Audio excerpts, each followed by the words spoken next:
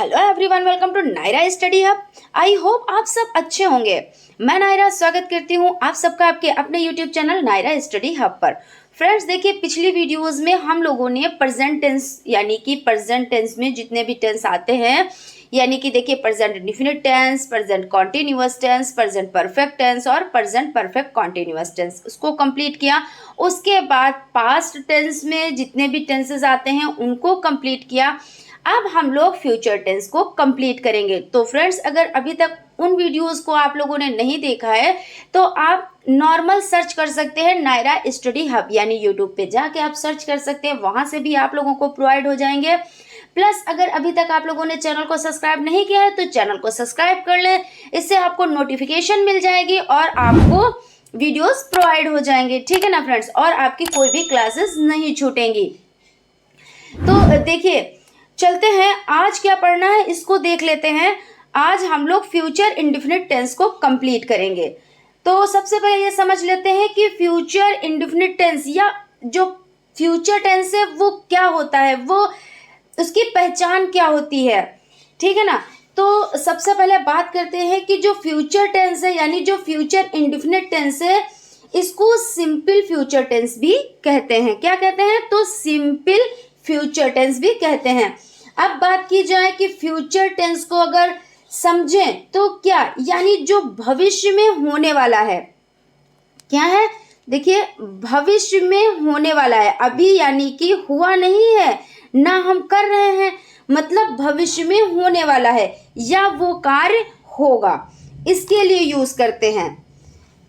कभी आपने सोचा है कि फ्यूचर टेंस एक्चुअल में किस चीज को दर्शाता है? तो देखिए, फ्यूचर टेंस उस एक्शन को दर्शाता है जो अभी हमने की नहीं है, यानी कि देखिए जैसे हम वो काम करेंगे, गे वो काम होगा, तो क्या है, अभी हमने वो कार्य नहीं किया है, यानी हमने वो वर्क नहीं किया है, अभी हम उसको करेंगे। और अगर हमने वो कार्य कर लिया है या कर रहे हैं, तो देखिए जो हम कार्य कर रहे हैं यानी हम आपको पढ़ा रहे हैं, तो हम ये किस में, हम प्रेजेंट में हैं, और हम आपको पढ़ा चुके हैं तो वो पास्ट में हो जाता है, और हम आपको पढ़ाएंगे कल, यानी कि कल क्लास कराएंगे, तो क्या हो जाता है, तो फ्यूचर टेंस हो जाता है। आप इस तरह से समझ सकते हैं।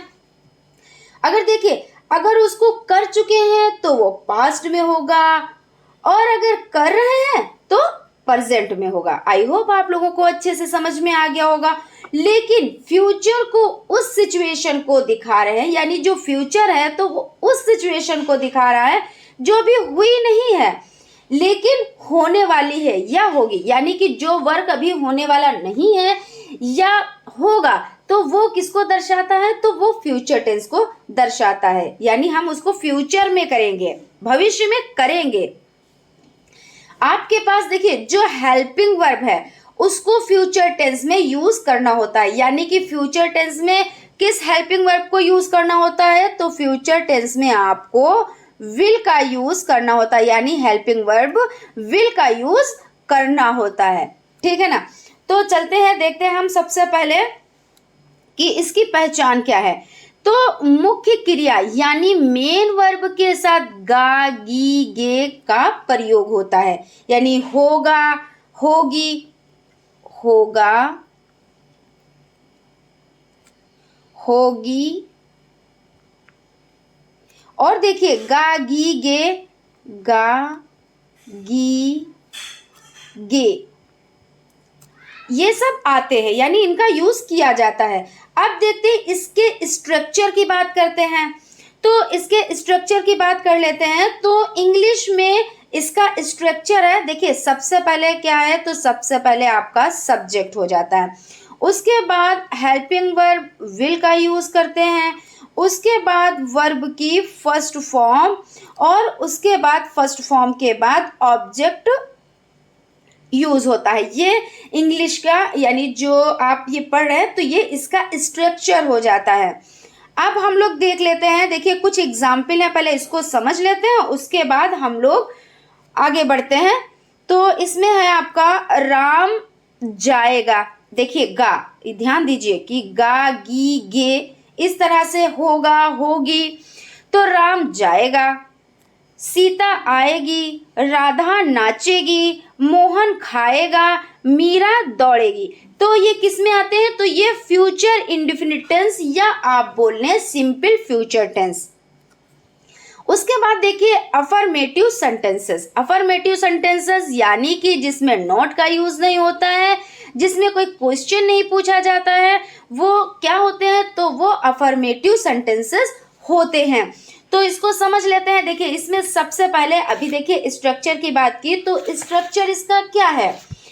सबसे पहले सब्जेक्ट, फिर विल यानी हेल्पिंग वर्ब, विल का ही यूज होगा। इसमें आप ये नहीं करेंगे कि ही, शी, इट के साथ में विल और वी, यू, दे के साथ शेल, ऐसा कुछ नहीं है। इसमें सिर्फ आप विल का ही यूज करेंगे। विल के बाद आप वर्ब की फर्स्ट फॉर्म यूज करेंगे और फर्स्ट फॉर्म के साथ उसके बाद आप ऑब्जेक्ट का यूज करेंगे।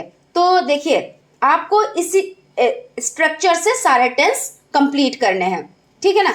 तो देखिए अगर बात करें कि कल आप क्या करने वाले हो या क्या प्लानिंग है या क्या स्ट्रेटजी है, तो जैसे tomorrow, next week, next year हो जाता है।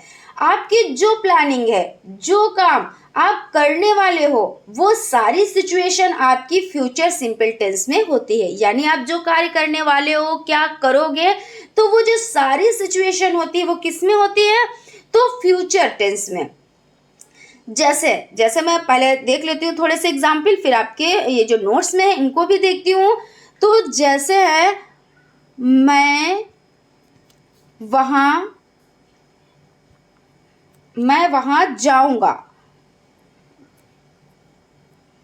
जाऊंगा। तो देखिए आई विल गो देयर। कहाँ जाऊंगा? वहां जाऊंगा, है ना। मैं वहां जाऊंगा, तो I will go there, first form go, जाने की फर्स्ट फॉर्म तो गो हो जाती है। यहाँ पे देखिए फर्स्ट फॉर्म का यूज करना है। कल मैं उससे मिलूंगा, इसको भी देख लेते हैं।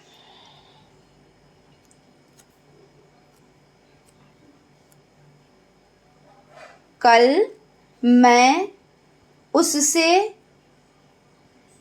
मिलूंगा। तो इसमें देख लेते हैं। देखिए I will meet him tomorrow, I will meet him tomorrow हो जाता है, वो मेरी मदद जरूर करेगा। देख लेते हैं, वो मेरी मदद जरूर करेगा। इसको देख लेते हैं। देखिए वो कौन? तो कोई है, वो मेरी मदद जरूर करेगा, यानी कोई लड़का है, कोई जेंट्स है।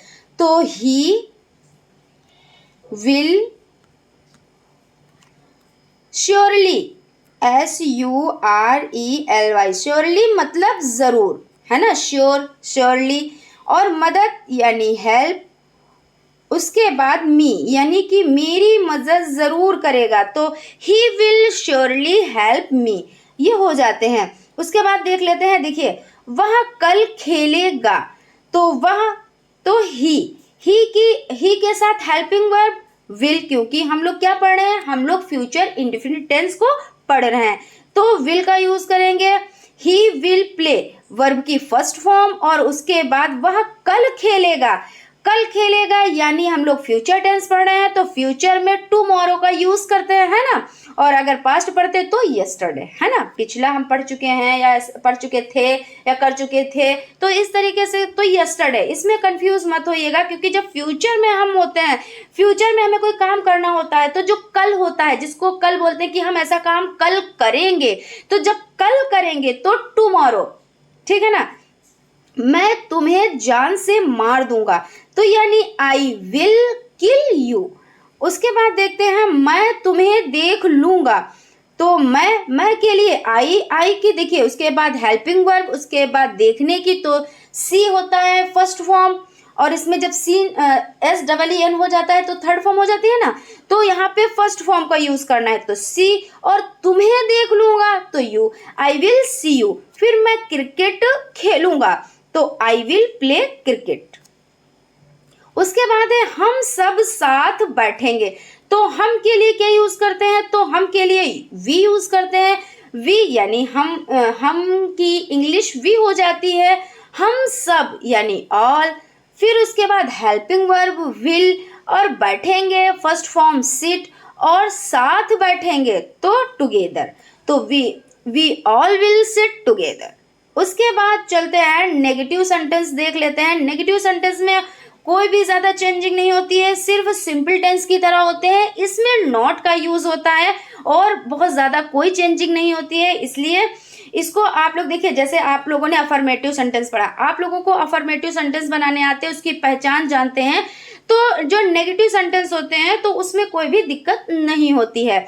तो नेगेटिव सेंटेंस यानी कि नकारात्मक वाक्य, इसमें देख लेते हैं जो इसका स्ट्रक्चर है। तो देखिए, सब्जेक्ट के तुरंत बाद विल का यूज करेंगे, और विल के तुरंत बाद नॉट लगाएंगे। नॉट के बाद वर्ब की फर्स्ट फॉर्म के बाद ऑब्जेक्ट आपका हो जाता है, ठीक है ना। तो इसके एग्जाम्पल देख लेते हैं। मैं तुम्हें सुबह नहीं मिलूंगा, तो मैं के लिए क्या यूज करेंगे, आई यूज करेंगे। और उसके बाद देखिए, हेल्पिंग वर्ब आपका विल हो जाता है। विल के तुरंत बाद देखिए यहाँ पे नॉट है, तो नॉट का यूज करेंगे। उसके बाद वर्ब की फर्स्ट फॉर्म तो सी, वर्ब की फर्स्ट फॉर्म सी है ना।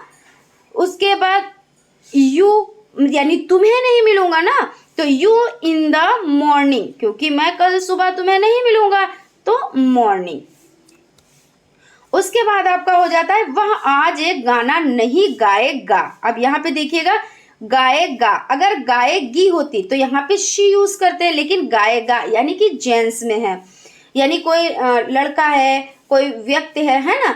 तो ही विल नॉट, कोई जो व्यक्ति है वो जेंट्स में है, मतलब कहने का मतलब ये है कि जो व्यक्ति है वो जेंट्स है, और लड़के के लिए ही का यूज करते हैं और लड़की के लिए तो शी का यूज करते हैं। तो he will not sing a song today, क्योंकि आज वो काम, वह आज एक गाना नहीं गाएगा, तो आज के लिए क्या यूज करेंगे, तो टुडे, और कल के लिए क्या यूज करेंगे, तो टुमारो। वे आज फाइनल मैच नहीं जीतेंगे, तो देखिए वे के लिए दे हो जाता है, यहाँ पे देखिए दे। अब उसके बाद हेल्पिंग वर्ब हो जाता है। हेल्पिंग वर्ब के तुरंत बाद नॉट, और नॉट के तुरंत बाद देखिए क्या है कि वे आज फाइनल मैच नहीं जीतेंगे, तो विन द फाइनल मैच, और कब नहीं जीतेंगे, तो आज यानी टुडे हो जाता है। तो इस तरह से आपके कौन से हो जाते हैं, तो आपके देखिए नेगेटिव यानी कि नकारात्मक वाक्य हो जाते हैं। अब चलते हैं, देख लेते हैं इंट्रोगेटिव सेंटेंसेस। इंट्रोगेटिव सेंटेंसेस मतलब प्रश्नवाचक वाक्य कौन से होते हैं, तो यहाँ पे बता देते हैं। प्रश्न आप लोगों को अच्छे से पता है, लेकिन फिर भी प्रश्नवाचक वाक्य। अब देखिए इसका स्ट्रक्चर क्या है।